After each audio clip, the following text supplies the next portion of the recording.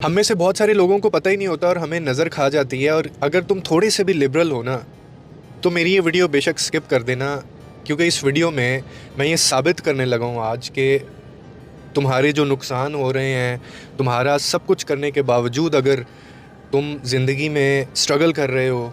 یا خوشیاں جو ہیں وہ جا رہی ہیں تمہارے پاس سے، تو شاید تم یہ والی ایک غلطی کر رہے ہو جو میں آج اس میں بتاؤں گا۔ اور جو لوگ بلیو نہیں کرتے اس کے اوپر کہ نظر کچھ نہیں ہوتی، نظر بد کچھ نہیں ہوتا،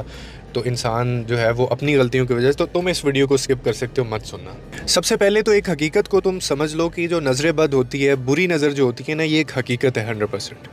جس کا اثر انسان کی صحت، آپ کے سکون، آپ کے رزق، آپ کے گھر، آپ کے رشتوں کے اوپر مختلف پہلوؤں سے یہ آپ کی زندگی میں پڑتا ہی پڑتا ہے۔ اور ہمارے نبی کریم صلی اللہ علیہ وسلم نے اپنی امت کو اس کے خطرات سے آگاہ بھی کیا ہے اور حفاظت کرنے کے لیے بھی کہا ہے، اور کچھ ایسی دعائیں بھی انہوں نے بتائی ہیں، اور ایسی دعا بھی بتانے لگا ہوں جو وہ خود کیا کرتے تھے۔ یعنی آپ یہ دیکھیں کہ اللہ تعالیٰ کی پناہ مانگنا، یہ نبی پاک اللہ سے پناہ مانگا کرتے تھے نظر بد کے لیے کہ مجھے اس چیز سے بچاؤ، اور انہوں نے حضرت امام حسین اور جو حضرت امام حسن تھے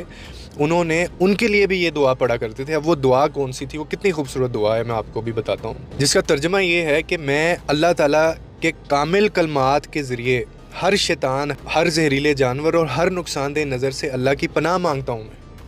اور یہی دعا حضرت ابراہیم علیہ السلام جو تھے نا، وہ اپنے بیٹوں کے لیے بھی وہ یہ پڑھا کرتے تھے، مانگا کرتے تھے، جو اسماعیل اور اسحاق علیہ السلام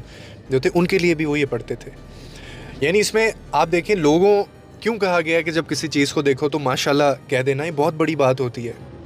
اور یہاں تک کہ مجھے یہ بھی پتہ چلا کہ پاکیزگی اور جو وضو کا اہتمام ہے وہ بھی نظر سے آپ کو بچاتا ہے۔ یعنی آپ صرف اگر 5 نمازیں ہی پڑھ لیں نا، اس کا جو اتنا خوبصورت انٹرول ہے، جو بیچ میں گیپ ہے، اگر ایک بندہ وضو میں رہتا ہے نا تو وہ بھی اس کو نظر سے دور رکھتی ہے چیز، جو نماز پڑھتے ہیں 5 اور وہ پورا دن وہ وضو میں رہتے ہیں۔ تو یہ بھی ایک شیلڈ ہے، یہ ایک کور ہے ان لوگوں کے لیے جن کو یہ ان خطرات کا سامنا کرنا پڑتا ہے۔ کیوں ہمیں کہا گیا نماز صرف سزا، جزا اور ثواب کے لیے نہیں بنائی گئی ہے، اس کے سائیکلوجیکل امپیکٹس ہیں آپ کی زندگی کے اوپر۔ اور اب سب سے امپورٹنٹ چیز جو وہ یہ ہے، جو ہم 90% غلطیاں کرتے ہیں، وہ یہ ہے کہ نعمتوں کو ہم لوگ نہیں چھپاتے، اپنی نعمتوں کو غیر ضروری اس کی نمائش نہ کریں، پرہیز کریں اس سے۔ بعض اوقات لوگوں کو بھی نہیں پتہ ہوتا کہ ان کی نظر لگ جاتی ہے، اور اس میں ہمارے اپنے رشتہ دار بھی شامل ہوتے ہیں جناب۔ اسی لیے بہتر ہے کہ اللہ تعالیٰ کی دی ہوئی نعمتوں کو چھپایا جائے اور صرف ان کے قریب والوں کے سامنے ان کو بانٹا جائے، یعنی وہ لوگ جو آپ کے خیر خواہ ہیں، جو آپ سے جلتے نہیں ہیں۔ اس کے علاوہ پھر آگے صدقہ آتا ہے۔